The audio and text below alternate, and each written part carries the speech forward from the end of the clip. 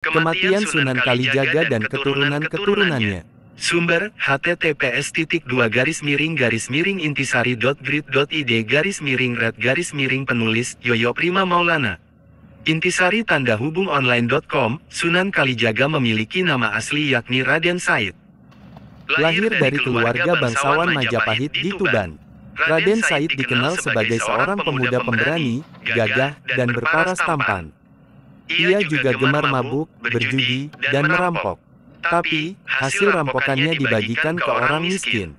Hidupnya berubah setelah bertemu Sunan Bonang, seorang wali yang juga putra Sunan Ampel. Sunan Bonang berhasil membimbing Raden Said menjadi seorang muslim yang kafah.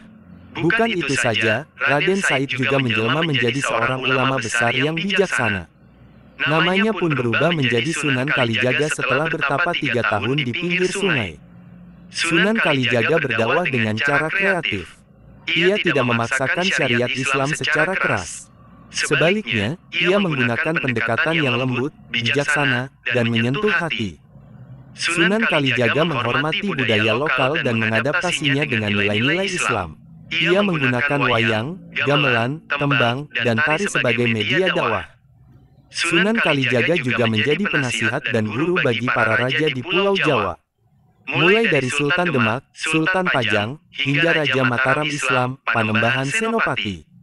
Namun, di balik keagungan Sunan Kalijaga, ada satu misteri yang masih belum terpecahkan, yaitu mengenai usianya. Tidak ada sumber sejarah yang akurat tentang tanggal lahir dan wafatnya Sunan Kalijaga.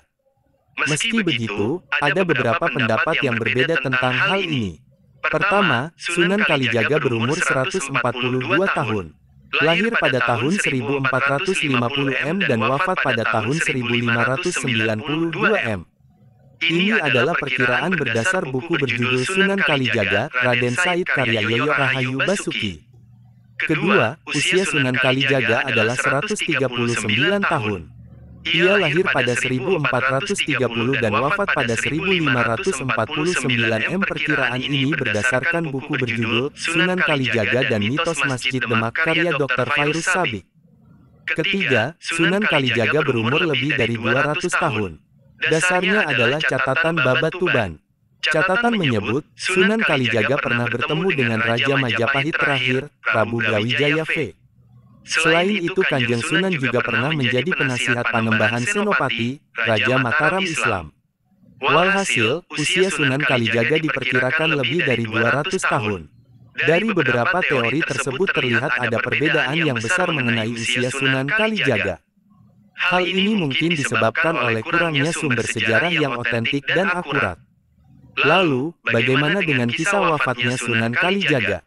Menurut beberapa sumber, Sunan Kalijaga wafat setelah menyelesaikan pembangunan Masjid Agung Demak.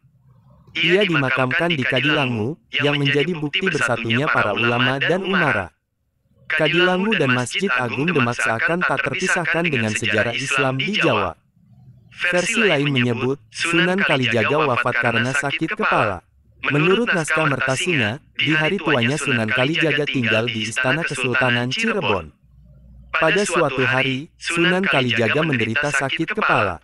Ia ditemani 2 punakawan setianya, Ki Memek dan Ki Cengal. Sakit Kanjeng Sunan ternyata semakin parah hingga akhirnya wafat pada tanggal 10 Muharram. Ki Memek dan Ki Cengal lantas melaporkan kabar ini kepada Sultan Cirebon yakni Panembahan Ratu, cicit dari Sunan Gunung Jati. Panembahan Ratu kemudian menyempurnakan jenazah Kanjeng Sunan Kalijaga. Ada yang meriwayatkan sang sultan hanya menemukan kain Kanjeng Sunan saja. Ada pula yang menceritakan Panembahan Ratu memakamkannya di Kadilangu. Terlepas dari hal itu, hingga saat ini makam Sunan Kalijaga di Kadilangu selalu ramai didatangi para peziarah. Mereka datang untuk mendoakan sosok wali besar di tanah Jawa yang sangat toleran dan penuh kasih. Kematian Sunan Kalijaga dan keturunan-keturunannya. Sumber, https://intisari.grid.id/red-penulis, Yoyo Prima Maulana. Intisari tanda hubung online.com, Sunan Kalijaga memiliki nama asli yakni Raden Said.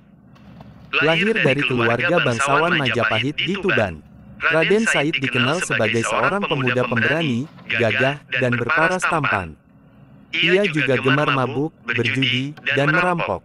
Tapi, hasil rampokannya dibagikan ke orang miskin. Hidupnya berubah setelah bertemu Sunan Bonang, seorang wali yang juga putra Sunan Ampel. Sunan Bonang berhasil membimbing Raden Said menjadi seorang muslim yang kafah. Bukan itu saja, Raden Said juga menjelma menjadi seorang ulama besar yang bijaksana. Namanya pun berubah menjadi Sunan Kalijaga setelah bertapa 3 tahun di pinggir sungai. Sunan Kalijaga berdakwah dengan cara kreatif. Ia tidak memaksakan syariat Islam secara keras. Sebaliknya, ia menggunakan pendekatan yang lembut, bijaksana, dan menyentuh hati. Sunan Kalijaga menghormati budaya lokal dan mengadaptasinya dengan nilai-nilai